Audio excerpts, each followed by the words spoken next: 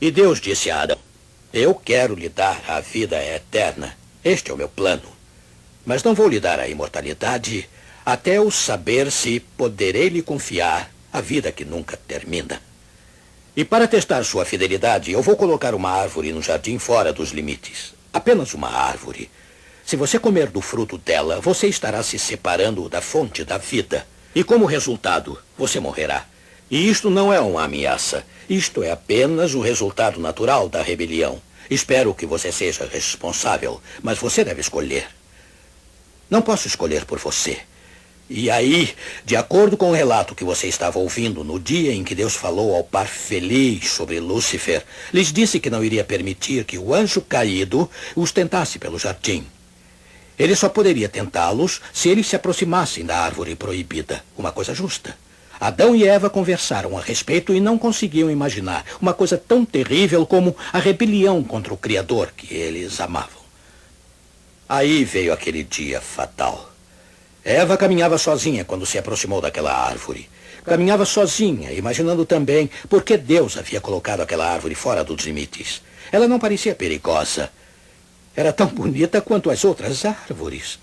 A serpente estava sentada em um de seus galhos, comendo satisfeita um dos frutos. A serpente começou a conversar com Eva. E ela sabia que as serpentes não tinham o dom da fala, mesmo no jardim do Éden. Ela não sabia, embora devesse saber, que estava testemunhando o primeiro fenômeno mediúnico da história da Terra. E era uma sessão em plena luz do dia, com a serpente atuando como um médium para o anjo caído. Ele assistia enquanto a serpente convidava a mulher a comer, assegurando-lhe que não lhe faria mal algum. Afinal, a serpente também não estava comendo. Sem dúvida, você foi o único que desejou gritar para alertá-la. Os anjos assistiam, Deus assistia, mas ninguém deveria interferir. Você assistia horrorizado e sem fôlego ela estender a mão, pegar o fruto e comer. Aí, como não sentiu nada, ela estendeu o braço para o lino fruto e o levou para seu marido. Você jamais esquecerá a expressão de choque e terror no rosto de Adão quando viu o que Eva tinha feito. Ele sabia que ela deveria morrer e não suportou a ideia de perdê-la. Nem parou para pensar que Deus poderia criar outra companheira para ele, uma tão bonita quanto ela. Ele apenas correu e, deliberadamente, sabendo as consequências do seu ato, determinou que se Eva tinha que morrer, ele morreria com ela. E o horror que a humanidade sentiu naquele momento criou a Era das Lágrimas. Bem, você não estava lá, eu não estava lá.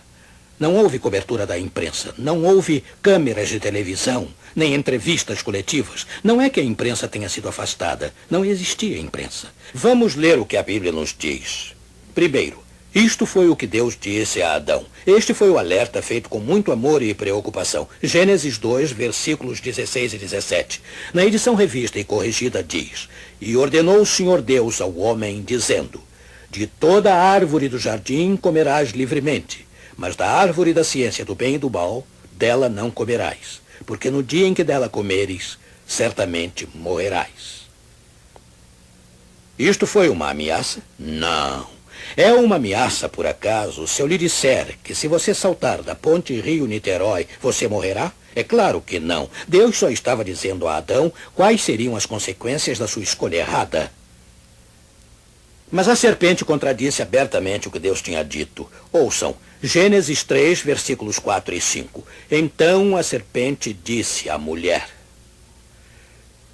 certamente não morrereis, porque Deus sabe que no dia em que dele comerdes, se abrirão os vossos olhos, e sereis como Deus, sabendo o bem e o mal.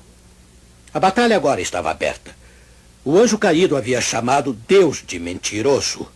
Com os seus súditos aparentando fazer o bem, ele faz esse mesmo desafio hoje a Deus. Milhões estão acreditando. Pensem sobre isto por um momento. Se a queda do homem não foi planejada ou programada pelo Criador, concluímos que ela não precisaria acontecer. Então vamos supor que a esposa de Adão, em lugar de travar um diálogo com a serpente, tivesse dado uma volta no local ao som da fala da serpente e batido o primeiro recorde mundial na corrida de volta para a companhia segura de seu marido. Oh, se apenas a história de Gênesis pudesse ser reescrita. Que tal isto? Deus é todo-poderoso. Nada é difícil demais para ele. Aquela conversa entre Eva e a serpente só levou alguns segundos. A decisão de Adão levou fração de segundos. O tempo estava sob o controle do seu Criador. Por que ele não poderia apagar aquele breve segmento de tempo da história, fechando-o, como se não tivesse acontecido? O destino da raça humana deveria depender da decisão de uma única hora? Mas não. Um Deus de amor e de integridade jamais aceitaria tal manipulação de eventos. Ele jamais nos enganaria sobre coisas que haviam acontecido anteriormente. A trágica história da queda do homem não pode ser apagada, não pode ser reescrita. Aconteceu exatamente como o livro de Gênesis nos conta. A mulher viu a serpente falando e a ouviu. Ela acreditou, e o crer foi o inimigo. Você percebe o forte elo existente entre o engano e a morte? Frequentemente uma pessoa engana a outra por algum bom propósito, mas não o anjo caído. Ele engana muitos homens e mulheres com apenas uma coisa em mente: destruí-los totalmente. Quando lança o seu engano, está lançando a morte. Morte da qual não há recuperação, nem ressurreição. E você ficará surpreso em ver o pacote atraente que ele sempre usa. A despeito da interminável variação, a constante troca de rótulos e as ilusórias aparências dos presentes, a estratégia do anjo caído e seu exército invisível de anjos transformados em demônios continua a mesma usada no Jardim do Éden.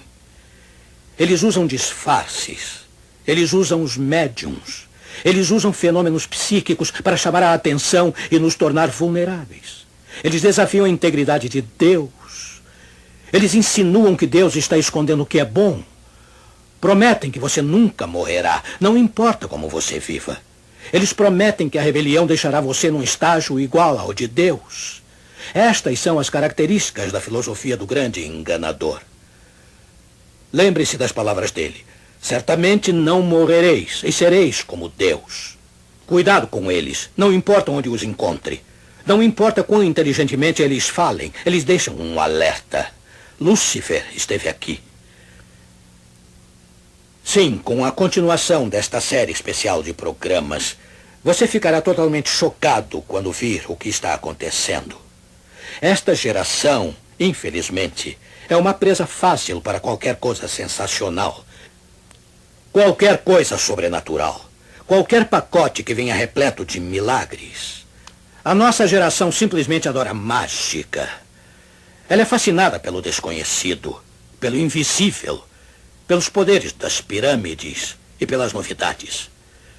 Milhões estão dizendo: divirta-nos, empolgue-nos, mostre-nos mágica, deixe-nos extasiados com o sobrenatural, excite nossa mente, mistifique-nos, enfeitice-nos, arrebate nossos sentidos, faça-nos flutuar, prometa-nos fama e fortuna e o céu também, e seguiremos você a qualquer lugar. A geração honrada com a presença pessoal de Jesus não era de modo algum como a geração de hoje. Estava constantemente exigindo: mostre-nos um sinal de que você é aquele que afirma ser. Ilumine o céu à meia-noite, suba ao pináculo do templo, mate com raios romanos, dê-nos um sinal. Mas Jesus jamais confundiu mágica com poder. Ele não veio para manipular as mentes, mas para transformá-las ao pedido dos pecadores. Ele não veio para tomar o trono, mas para ser crucificado. Não para ser um rei, mas um sacrifício. Ele disse àqueles que exigiam saber a sua identidade: quando levantardes o Filho do Homem, então conhecereis quem eu sou. João 8:28. Quando me levantarem, quando me crucificarem, quando escarnecerem, zombarem e rirem de mim, quando pregarem cravos em minhas mãos, quando me pendurarem entre o céu e a terra numa desprezível cruz romana, desafiem-me a descer dela se puderem.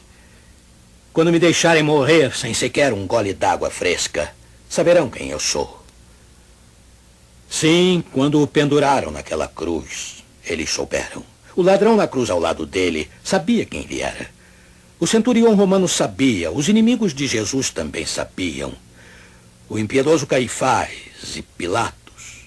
E muitos homens afastaram-se daquela cruz com a consciência torturada. Mãos sujas por terem se juntado à turba e crucificado o próprio Filho de Deus. Eu creio que àquela geração e a esta nossa foi dado um sinal. O sinal do Filho de Deus morrendo em seu lugar. Não existe um sinal maior. Você terá que decidir agora se deseja mágica ou perdão. Se você quer um mágico ou um salvador, não existe melhor momento que agora de tomar essa decisão, amigo. Agora vamos orar. Meu querido Pai, sentimos o maravilhoso poder da cruz de Jesus Cristo, nosso Senhor. Agarramo-nos a essa cruz a partir deste primeiro programa da série. Aceitamos livremente o homem que lá morreu como nosso Salvador. Que ninguém encerre esta meia hora sem ter descoberto a disposição dele em nos aceitar quando pedirmos. Em seu precioso nome oramos. Amém.